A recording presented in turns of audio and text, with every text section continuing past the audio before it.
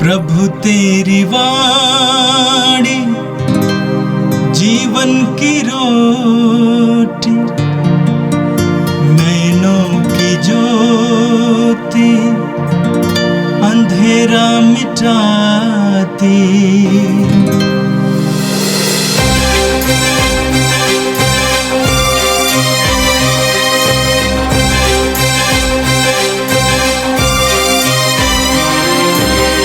प्रभु तेरी वाणी जीवन की रोटी, नैनों की ज्योति अंधेरा मिटाती। प्रभु तेरी वाणी जीवन की रोटी, नैनों की ज्योति अंधेरा मिटाती। वाणी वाणी वाणी वाणी वाणी पवित्र है, शाश्वत है, जीवन का मन्ना है। 18 जून शनिवार।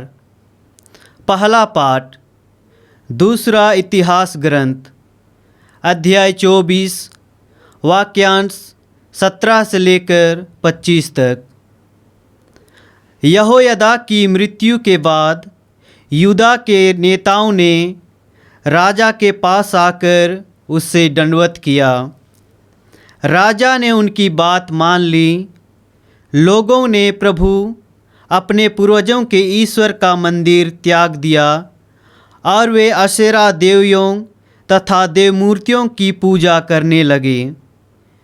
इस अपराध के कारण ईश्वर का क्रोध यूदा तथा यरूशलेम पर भड़क उठा।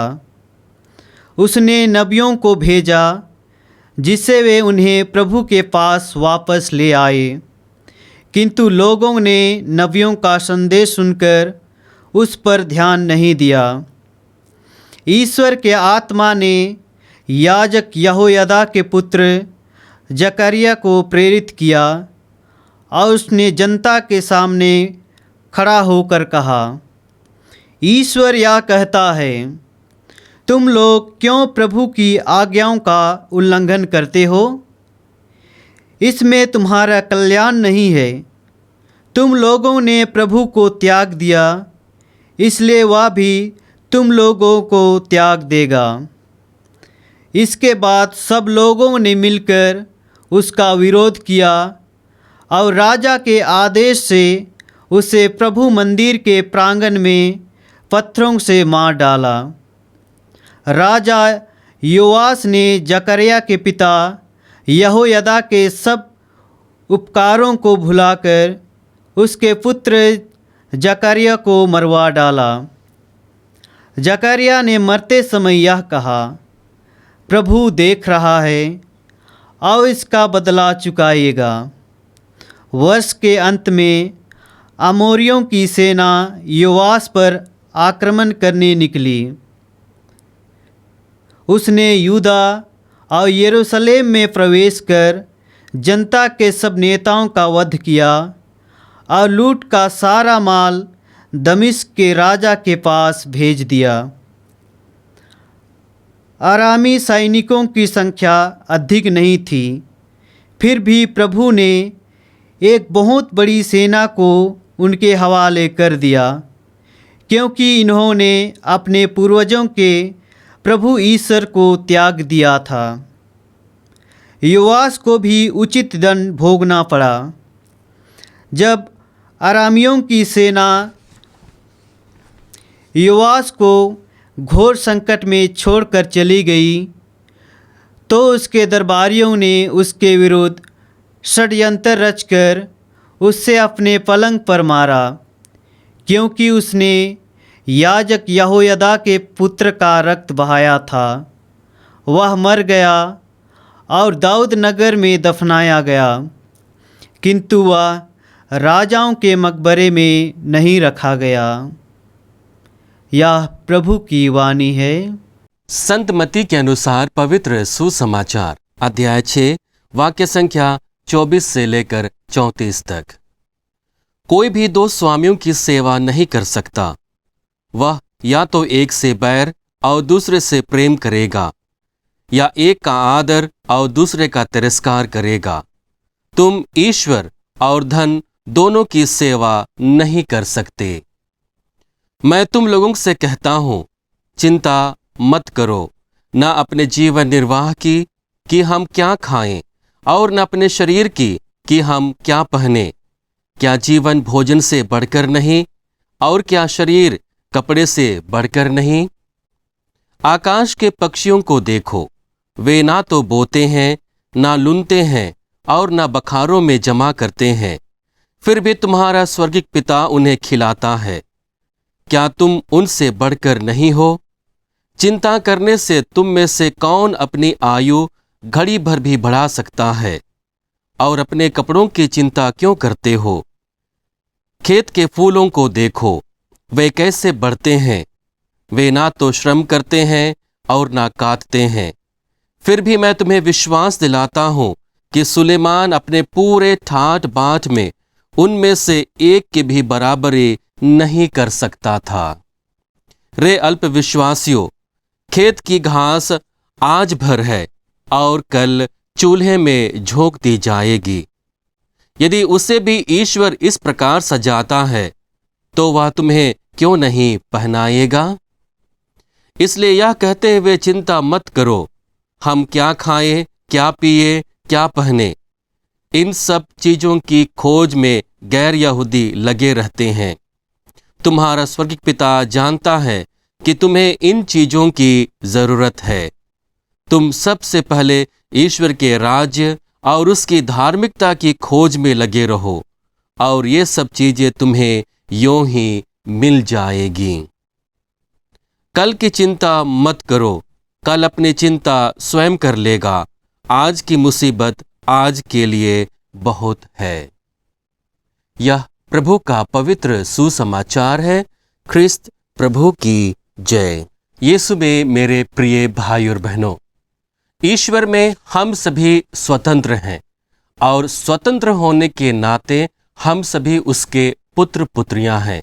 हम गलातियों के नाम संत पौलुस के पत्र अध्याय 4 वाक्य संख्या 7 में पढ़ते हैं, जहां पर संत पौलुस कहते हैं, अब आप दास नहीं पुत्र हैं, और पुत्र होने के नाते आप ईश्वर की कृपा के विरासत के अधिकारी हैं। संत पौलुस कहता है कि अब आप दास नहीं हैं, पुत्र हैं, और ईश्वर के पुत्र पुत्रियां होने के नाते हम सभी को स्वतंत्रता का अधिकार दिया गया है, और उसी स्वतंत्रता में हम लोगों को चुनाव करने का अवसर मिलता है। ईश्वर हमें स्वतंत्र रूप से अपने आप में चुनाव करने के लिए हमें योग्य बनाते हैं। हम देखते हैं जब ईश्वर आदम और हेवा को बनाता है, उनको रचने के बाद जीवन और मृत्यु के वृक्ष के पास ले जाकर उन्हें चुनाव करने का अधिकार देता है। प्रभु पूर्ण रूप से उन्हें स्वतंत्र कर देता है, चाहे वे लोग जीवन को चुने या फिर मृत्यु को चुने।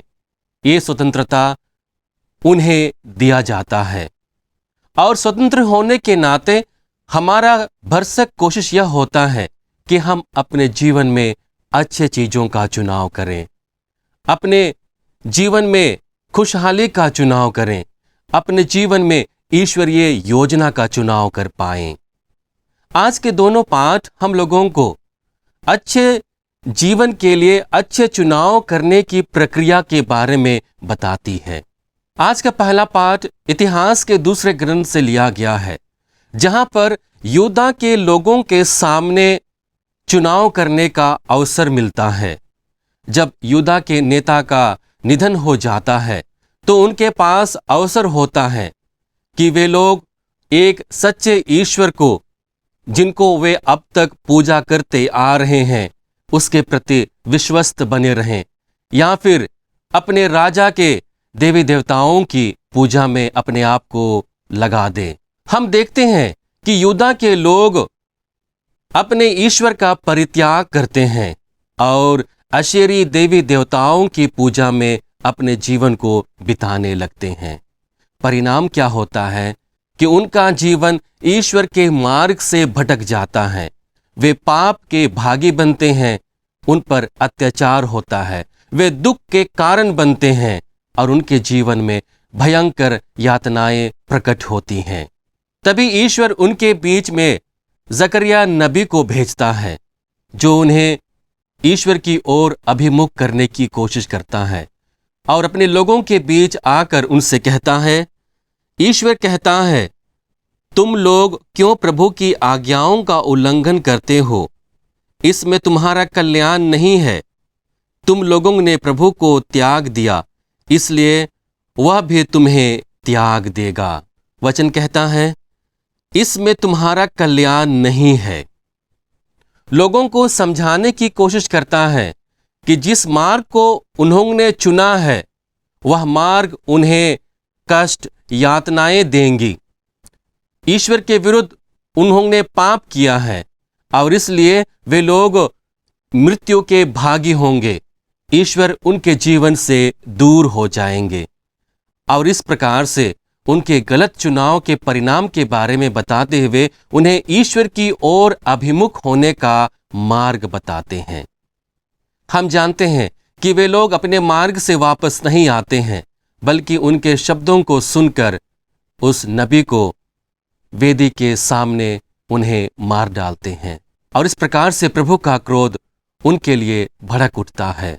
अंत में अमोरियों के सैनिक उन पर आक्रमण करते हैं, जिनकी सैनिकों की संख्या उनसे कम थी, लेकिन उन पर विजयी होते हैं और वहां के सभी लोगों को दास बनाकर दमिश्क ले जाते हैं। यीशु में मेरे प्रिय भाई और बहनों, आज के सुसमाचार को जब हम लोग देखते हैं तो प्रभु भी हमें अपने जीवन की अनिश्चितता को देखते हुए आगाह करते हैं और आगाह करते हुए कहते हैं, कोई भी दो स्वामियों की सेवा नहीं कर सकता। वह या तो एक से बैर और दूसरे से प्रेम करेगा, या एक का आदर और दूसरे का तिरस्कार करेगा। तुम ईश्वर और धन दोनों की सेवा नहीं कर सकते। प्रभु हमारे सामने चुनौती रखते हैं, अपने लोगों के सामने चुनौती रखते हुए कहते हैं कि तुम दो स्वामियों की सेवा नहीं कर सकते हो। या तो तुम एक से प्रेम करोगे या दूसरे से बैर करोगे। या तो हम लोग एक से प्रेम करेंगे और दूसरे से बैर करेंगे, एक का आदर करेंगे और दूसरे का अनादर करेंगे। और इसलिए प्रभु यीशु हमारे सामने ईश्वर और धन, इन दोनों के बीच अच्छे चुनाव और अच्छे तालमेल को लेकर अपने जीवन को जीने का मार्ग बताते हैं। हम सब जानते हैं कि ईश्वर हमारे जीवन का आधार है। हम ईश्वर के द्वारा निहित जीवन को जब जीते हैं तो हमारे जीवन में ईश्वरीय योजना पूरी होती है। वहीं दूसरी ओर धन की आवश्यकता होती है हमारे जीवन को जीने के लिए।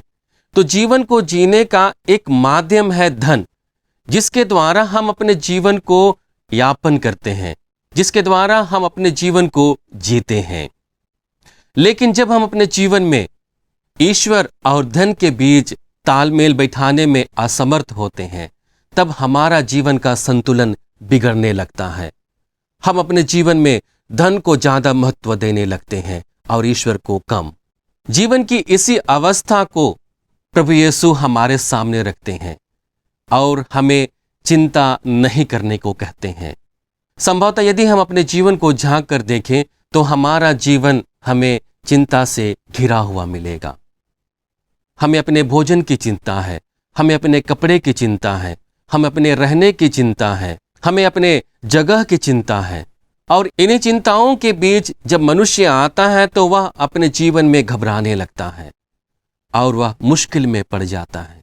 और उस चिंता से मुक्त होने के लिए प्रभु एक मार्ग बताते हैं। प्रभु कहते हैं, तुम सबसे पहले ईश्वर के राज्य और उसकी धार्मिकता की खोज में लगे रहो, ये सब चीजें तुम्हें यूं ही मिल जाएंगी।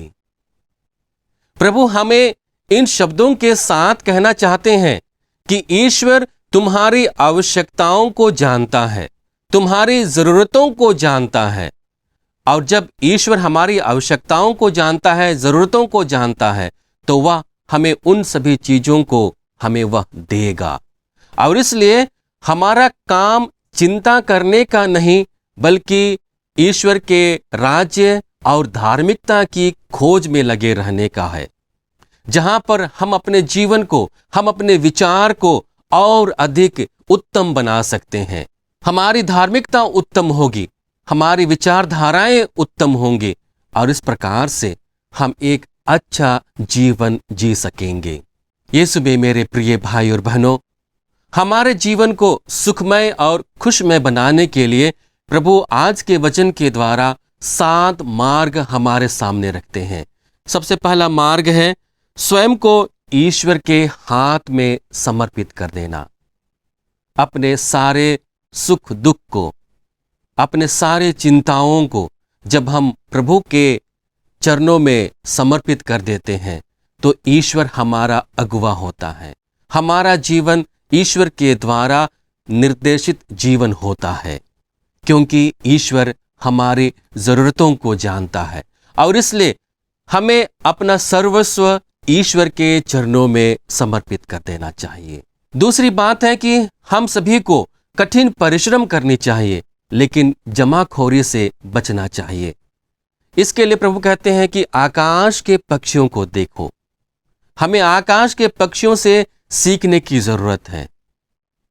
वे लोग ना तो बोते हैं, ना तो लुनते हैं और ना तो बखारों में जमा करते हैं, लेकिन स्वर्गीय पिता उनके लिए उचित मात्रा में प्रबंध करता है और इसलिए हमें लगातार कठिन परिश्रम करते हुए अपने जीवन को जीने की आवश्यकता है। और वहीं दूसरी ओर जमाखोरी से बचने की आवश्यकता है, जहां पर हम कहते हैं कि हम जितने बचा के रखेंगे हमारा आने वाला जीवन अच्छा होगा। उस प्रकार की विचारधारा को लेकर जब हम जीने लगते हैं तो हम अत्यधिक रूप से हम दोहन करने लगते हैं। आवश्यकता से अधिक हम वस्तुओं का संचय करने लगते हैं और उस चीज से हमें बचे रहने की आवश्यकता है। तीसरा महत्वपूर्ण बिंदु है चिंता समस्याओं का समाधान नहीं है।